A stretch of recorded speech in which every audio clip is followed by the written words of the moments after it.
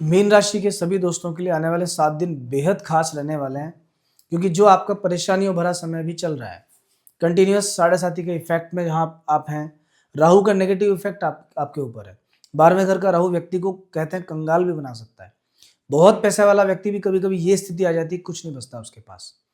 तो अभी परेशानियां बहुत हैं, लेकिन आने वाले 7 दिन का समय, बल्कि ऐसा मान के चलिए कि जो सूर्य देव ने राशि अभी चेंज की है, 15 दिसंबर से लेकर 15 जनवरी तक का जो समय है आपका, ये आपकी परेशानियों में बहुत हद तक कमी कर देगा और पूरे तरीके से आपका जीवन बदल सकता है। ऐसा क्या होने वाला है, इसके बारे में चर्चा करेंगे। तो दोस्तों, कुंडली में देखिए 4 तरह से कुंडली को डिवाइड किया जाता है। सबसे पहले ऊपर वाला पार्ट, उसके बाद इस साइड का ग्रह, एक इधर और एक इधर, मतलब एक हिस्से में मान सकते हैं 11, 12 फर्स्ट और सेकंड, थर्ड, ये भाव। दूसरे हिस्से में मान सकते हैं first, second, third, fourth, fifth और सिक्स्थ, सेवंथ, ये सारे भाव। थर्ड में third, fourth, fifth, six, seventh, eighth और नाइन्थ, ये घर। और चतुर्थ जो डिवाइड होगा भाव, उसमें छठे भाव से लेकर के वापस प्रथम भाव तक का। अगर जब सारे ग्रह एक साइड में आ जाते हैं तो किसी एक हाउस पर बहुत ज्यादा इफेक्ट पड़ता है। उस तरफ के पोर्शन में जो जो भाव आते हैं वो अपना इफेक्ट बहुत ज्यादा देते हैं। अभी हाल फिलहाल सिचुएशन कुछ ऐसी बनी हुई है कि आपका ये वाला जो आधा हिस्सा है, राइट साइड का जो आधा हिस्सा है, यहाँ पर शनि, मंगल, सूर्य, शुक्र, बुध, राहु, इन सब ग्रहों का के इफेक्ट पड़ा हुआ है। और ये जो भाव है, ये वाला जो हिस्सा है कुंडली का, ये रिप्रेजेंट करता है भाग्य को, कर्म को, व्यापार को, ट्रेवल को, इन सब को, स्वास्थ्य को। इस हिस्से में जब किसी घर में ज्यादा भाव होता है तो घर एक्टिवेट हो जाता है।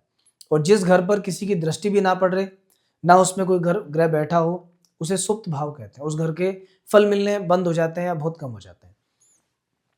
तो अभी आपको इन 7, ये जो कुंडली के एक साइड के जो 6 भाव हैं, इनका फल बहुत ज्यादा मिलने वाला है। भाग्य का फल मिलेगा, कर्म का फल मिलेगा, लाभ का फल मिलेगा, खर्च का फल मिलेगा। अभी क्या फल मिलेगा वो मैं बताता हूँ। आने वाले जो 7 दिन का समय है, ये आपकी लाइफ को बहुत ज्यादा चेंज कर सकता है। चेंज इसलिए कर सकता है कि इसमें शुरुआत के 2 दिन अगर आप छोड़ दो, शुरुआत के 2 दिन अगर आप छोड़ दो, तो बाकी पूरे टाइम चंद्रमा की पोजीशन बहुत अच्छी है और अन्य जो शुभ ग्रह बैठे हैं उनके साथ चंद्रमा भी वहां जाकर बैठ गए हैं। तो दोस्तों, सबसे पहले भाग्य स्थान पर शुक्र और बुध का इफेक्ट, इसकी बात करेंगे हम। बुध का इफेक्ट, बुध अभी क्या कर रहे हैं कि सप्तमेश होकर के नवम भाव में विराजमान है। ये कहता है पत्नी के भाग्य से व्यक्ति को भाग्योन्नति मिलना। भले ही आपको साढ़े साथी चल रही है, लेकिन अगर आपकी वाइफ की किस्मत अच्छी है, उनका टाइम अच्छा चल रहा है, उनकी कुंडली में ग्रह अच्छे चल रहे हैं, अभी आपको पत्नी के भाग्य का इफेक्ट मिलेगा, उनके ग्रहों का फल आपको मिलेगा, उनके भाग्य से आपका काम हो सकता है। तो आप देख लेना, अगर उनकी कुंडली में किसी अच्छे ग्रह की दशा चल रही है तो मान के चलना आपका टाइम भी अच्छा आने वाला है और आने वाला समय आपको भी बहुत अच्छे फल देगा। अभी क्यों? पत्नी के भाग्य का सपोर्ट आपको मिलेगा। ससुराल पक्ष के जो लोग हैं वो आपके लिए मददगार हो सकते हैं, उनकी मदद आपको मिल सकती है इस समय पर। इधर शुक्र विराजमान है नवम भाव में, थर्ड हाउस को देखते हैं। यहां पे बैठे हुए शुक्र 8th हाउस को भी रिप्रेजेंट करता है, मतलब सडन कुछ चेंज लाइफ में आना, भाग्य का अचानक से बदलना। अब अचानक से क्या बदलेगा कि पहले तो खराब चल ही रहा था, ऑलरेडी आपके साथ में बुरा पहले से चल रहा है, उससे बुरा क्या होगा? तभी तो क्या अच्छा होने की तरफ जाएगा। सडन कुछ ऐसा हो सकता है कि आपके साथ में कुछ और बेटर हो जाए, चीजें और बेटरमेंट की तरफ जाए, अचानक से जो आपने नहीं सोचा वो चीज आपको मिल जाए। भाग्य स्थान में वैसे भी शुक्र जो होते हैं ठीक होते हैं। सूर्य और मंगल का योग बनता है 10वें भाव में। सूर्य राशि चेंज करके 10वें भाव में आ गए और 10वां घर होता है दिग, ये घर ऐसा है, यहाँ पे सूर्य दिग्बली होते हैं, मंगल दिग्बली होता है। मंगल कुलदीपक योग बनाते हैं, सूर्य भी कुलदीपक योग बनाते हैं। जब 2 ग्रह आपके 10वें भाव में चल रहे हैं, मतलब आपकी कैपेसिटी इतनी ज्यादा है कि आप कोई भी काम इस समय कर सकते हो। ऑलरेडी लग्न में शनि विराजमान है। देखिए, एक और खास बात जो बनती है अभी कि शनि की दृष्टि मंगल पे और मंगल की दृष्टि शनि पे है। शनि की 10वीं दृष्टि मंगल पर, मंगल की 4th दृष्टि शनि पे है। इसे कहते हैं अन्योन्य दृष्टि संबंध।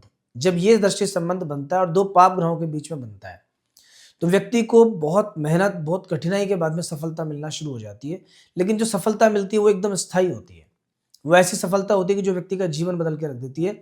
अभी लगभग आने वाला 1 महीना आपके लिए बहुत खास है। सूर्य मंगल का पॉजिटिव फल आपको मिलेगा, मान सम्मान आपको मिलेगा, सरकार से पैसा आपको मिल सकता है, अथॉरिटी मिलेगी, जॉब के अंदर वर्क प्लेस पर आपको मान सम्मान मिलेगा, अच्छी कोई पद प्रतिष्ठा मिल सकती है वहाँ पे आपको। नौकरी पेशा लोगों के लिए विशेष उन्नति का समय है। जो लोग गवर्नमेंट सर्विस की तैयारी कर रहे हैं उनके लिए विशेष उन्नति का समय है। खास तौर पर आपको प्रयास करना चाहिए।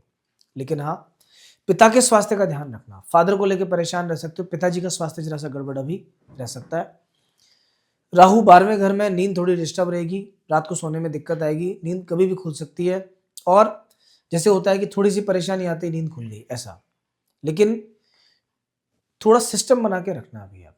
अगर आप मीन राशि के व्यक्ति हो तो आप देख लेना, आपका थोड़ा सिस्टम बिगड़ा हुआ अभी। सिस्टम कैसे? डिसिप्लिन नहीं है लाइफ में, एक रूटीन से काम करना, सुबह टाइम से उठना, नहाना धोना, पूजा पाठ करना, मंदिर जाना, या अपने रूटीन को संभालना। आपकी दिनचर्या अस्त व्यस्त रहेगी। अगर मजबूरी है, ऑफिस में काम करते हो तो बात अलग है, अदरवाइज आपका रूटीन थोड़ा सा डिस्टर्ब रहेगा और उसका असर आपके हर चीज पे आएगा।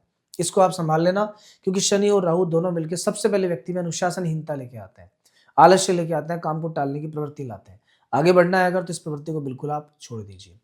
इस वीक की अगर मैं बात करूं तो वैसे देखिए, मैंने आपको बता ही दिया, सप्ताह के शुरुआती 2 दिन 15 और 16 तारीख को छोड़ दो, बाकी उसके अलावा सारे दिन आपके लिए अच्छे हैं, फायदेमंद है, उन्नति देने वाला समय है। तो ये वीक सही तरीके से अगर आप डिसीजन लेते हो, सही तरीके से आगे बढ़ते हो, तो ये सप्ताह आपका जीवन पूरे तरीके से बदलने में सक्षम है। कुछ ना कुछ बहुत अच्छा आपके साथ हो सकता है। तो दोस्तों, ये था आपका राशिफल साप्ताहिक।